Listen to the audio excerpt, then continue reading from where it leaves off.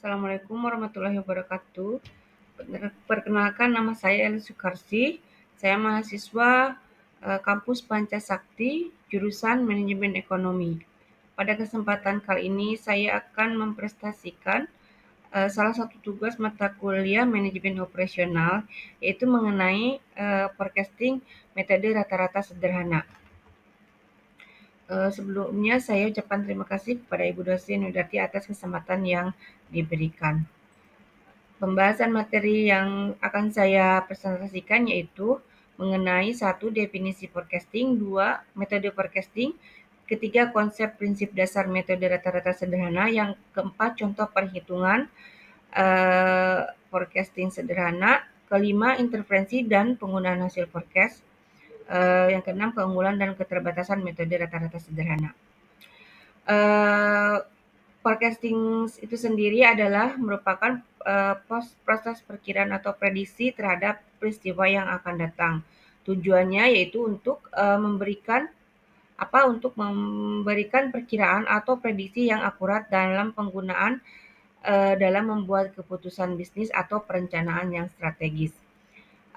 Forecasting itu sendiri memiliki peran yang signifikan dalam pengambilan keputusan karena dapat memberikan informasi yang penting dalam perencanaan bisnis ataupun strategi perusahaan.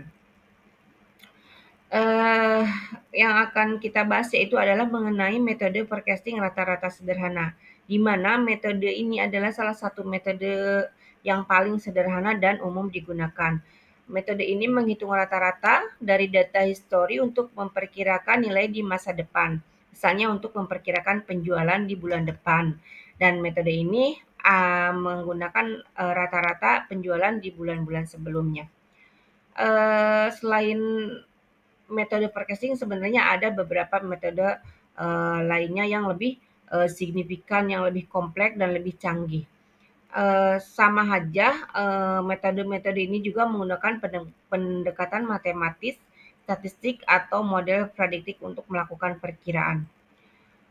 Cara perhitungan rata-rata sederhana ini adalah metode peramalan yang paling sederhana dan paling sering digunakan. Di sini akan saya berikan contoh perhitungan menggunakan metode rata-rata sederhana.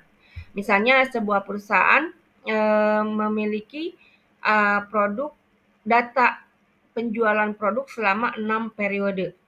Ada periode 1 sampai 6, di mana angka yaitu periode 1-nya 50, periode 2 45, periode 3-nya 55, periode ke-6-nya 60, periode ke-5-nya 55, dan periode ke-6-nya adalah 50. Nah, cara perhitungannya yaitu dengan melakukan penjumlahan dari data histori tersebut dari ke-6 data periode, yaitu 50 ditambah 45 ditambah 55 ditambah 60 ditambah 55 ditambah lagi 50 sehingga mendapatkan jumlah 315.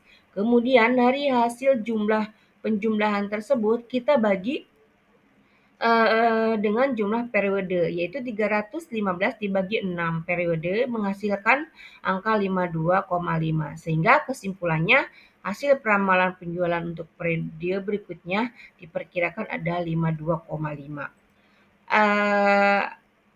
Hanya saja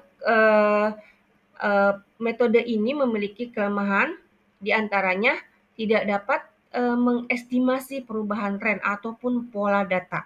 Karena itu, kemungkinan ketepatan dari forecasting dengan metode ini sangat berbeda jika nantinya di masa depan terdapat adanya perubahan tren atau pola data. Kemudian peramalan dengan menggunakan metode ini juga hanya akan memberikan gambaran umum saja mengenai penjualan produk pada periode yang akan datang. Hasil peramalan ini juga bisa digunakan sebagai salah satu aspek dalam pengambilan keputusan ataupun penurunan permintaan di masa datang. Namun, sebaiknya disarankan tidak hanya mengandalkan metode rata-rata sederhana saja, karena dapat terjadi ketidakakuratan data jika di masa depan terdapat perubahan tren atau pola pada periode yang akan datang. Kelebihan dan kelemahan metode rata-rata sederhana secara umumnya itu kelebihan metode ini seperti sudah dijelaskan tadi, adalah perhitungannya yang sangat sederhana dan mudah dimengerti. Dan kelemahannya adalah tidak dapat memperhatikan adanya tren ataupun pola secara keseluruhan. Jadi disarankan tidak hanya menggunakan metode ini saja, tetapi dengan menggunakan metode lainnya. Secara garis besar, pemaparan mengenai metode rata-rata sederhana hanya itu yang bisa saya sajikan. Mohon maaf apabila dalam penyampaiannya masih banyak kekurangannya. Terima kasih untuk perhatiannya. Assalamualaikum warahmatullahi wabarakatuh.